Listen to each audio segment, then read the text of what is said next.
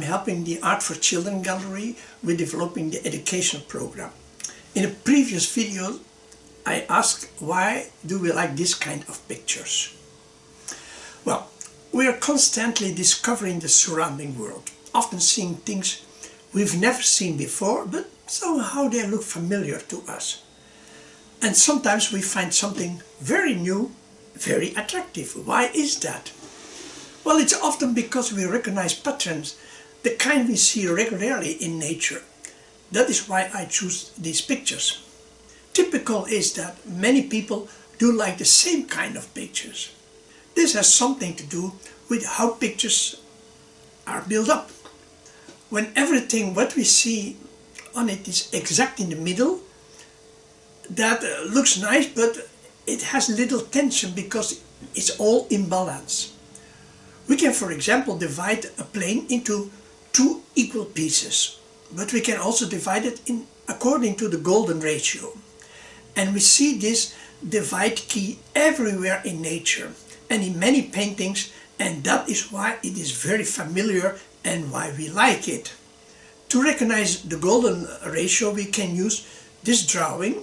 Point X indicates where the golden ratio is situated. Simply put, it's a specific relation in which the short line is to the larger line, just as the larger line is to the total of the two lines.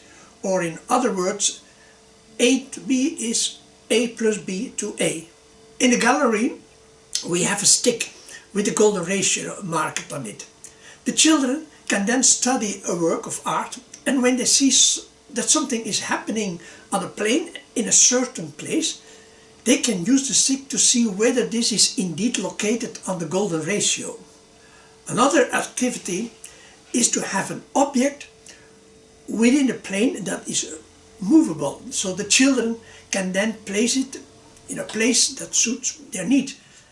And if it turns out that this is at or near the golden ratio, well, they can move the object slightly and see what the effect is. Another possibility is to add something somewhere else in the plane, and what happens then? It's very interesting to discover how present the golden ratio is, especially in images that we experience as beautiful. Years ago I worked in Piet Mondriaan's birthplace as a guide and organizer of children's activities. During that time my view of Mondriaan has changed significantly. In the past I was particularly impressed by how he abstracted figuration, like this tree. However, the examination of the balance in a plane is what made Piet Mondriaan's work so interesting and famous. When you see those works with just a few lines day in day out, eventually you realize how incredibly interesting they actually are. He himself worked for months on such a simple painting. Mondriaan did not work with a measuring stick. Everything was based on feeling. He was busy all the time trying to see what the result will be if, for example, he made a line thicker or thinner, and what if he painted a line with it. And of course we also do that with children there in the Art for Children Gallery. Let children search within the plane. We use thin lines that they can cut out of black paper and that are therefore easy to move. They can try out several things. First with a single line, which then turns out to be boring in the middle, but at the point of the golden ratio, the image becomes beautiful, almost perfectly unbalanced. What happens if you move the line a bit? Then of course the balance is gone, but can you put another ribbon somewhere so that the balance is restored? The next phase is that some colors are added little by little, always looking for balance in the square. This is an activity very nice for children, but the funny thing is it's also very interesting for adults in leading positions to learn to find balance by moving things small, adding things and those others. So to to the Japanese gravel garden is not even that far. So we do plan to purchase some of these mini gravel gardens, and I think it's going to be great fun for the children. Because the concept of abstracting and showing what something really is seems very difficult. In the Art for Children gallery we have the adapted version of Johannes Itten's lesson. Itten is best known to the general public for his colorful books about color. But he was a gifted and exceptional, original and efficient teacher. And we do a variation on his lemon drawing lessons with the children.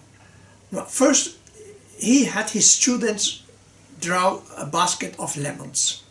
They did an excellent job and copied them exactly.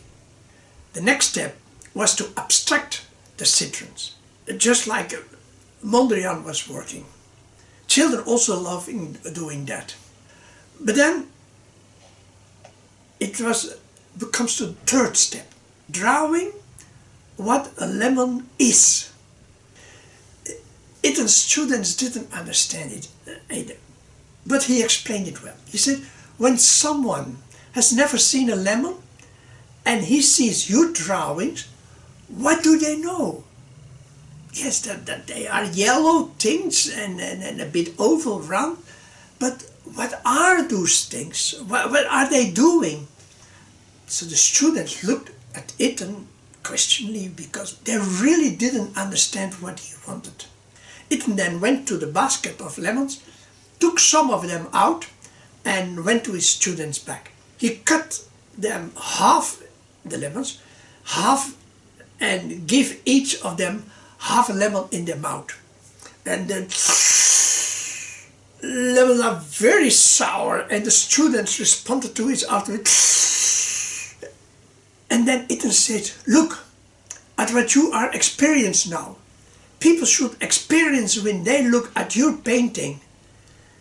Then you have painted what a lemon is. Not what it looks like, but what it is. What a lemon does to you. Interesting is to see the work of two great Spanish painters depicting the disasters of war. Goya in 1810 and Picasso in 1937. And then you see the big difference between drawing how it looks and drawing how it feels, what it is. So this is a really nice activity for doing with children. Having the children first draw like something, how it looks, then abstract it, and at the end what it is. What does it to you? So those are a few examples of the activities we do in the gallery. We have several more, also total different kind of activities. In some of the coming videos I will pay attention to the other activities. But for now I wish you a nice day and I hope to see you in the gallery. And if you want to know the coming videos, subscribe to our channel and well, see you again. Bye.